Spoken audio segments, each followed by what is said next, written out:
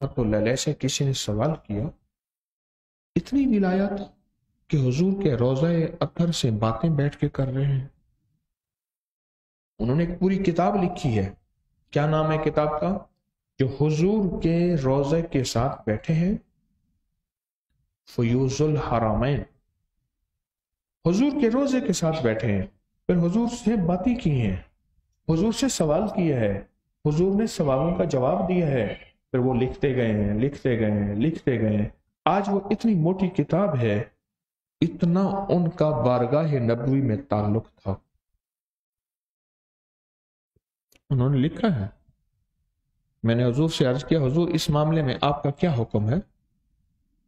آپ نے فرمایا یہ حکم ہے،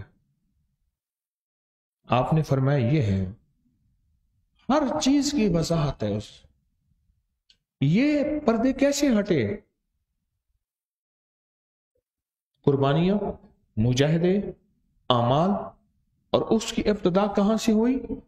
فرمایا میری ابتدائی معمولات میں جو اور معمولات بتائے جاتے ہیں، ان میں ایک معمول یہ بھی ہے کہ عصر کی نماز کے بعد میں سانس روک کر، میرے والد صاحب شاہ عبد الرحیم صاحب رحمت اللہ علیہ نے فرمایا، عصر کی نماز کے بعد سانس روک کے پڑھا کر لا یجلیھا لوقتھا الا ہو، قرآن پاک کی آیت ہے۔ بس جتنا سانس روک کے پڑھ سکتا ہے اتنا پڑھ، جتنا پڑھ سکتا ہے بس۔ اور اس کے پڑھنے سے جو زندگی میں تبدیلی آتی ہے، کیونکہ وہ وقت عصر کا ہے۔ عجب یہ وظیفہ ہے، اس کے پڑھنے سے جو زندگی میں تبدیلی آتی ہے، آپ گمان نہیں کر سکتے۔ اس کے پڑھنے سے جو زندگی میں تبدیلی آتی، لا یجلیھا لوقتھا الا هو الذی لا الہ الا هو، اللہ لا الہ الا هو، اللہ ہو۔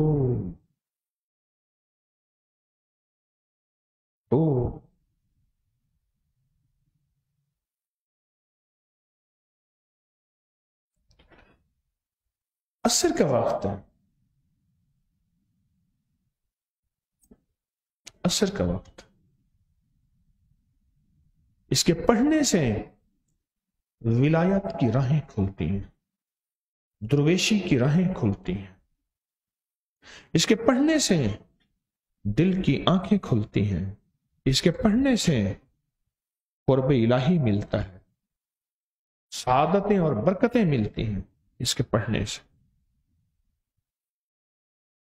اور اس کے پڑھنے سے تقوی آتا ہے، طہارت آتی ہے، اس کے پڑھنے سے تقوی آتا ہے، طہارت آتی ہے، اس کے پڑھنے سے نظروں پہ اختیار آتا ہے، چشموں پہ اختیار آتا ہے، کانوں پہ اختیار آتا ہے۔ میں لفظ اختیار کہہ رہا ہوں کہ میں نے کانوں سے یہ بات نہیں سننی، اس میں میرا رب ناراض ہوگا، میں نظروں میں یہ بات نہیں دیکھنی، اس پہ میرا رب ناراض ہوگا، میرے جذبے پاک رہیں اس کے پڑھنے سے۔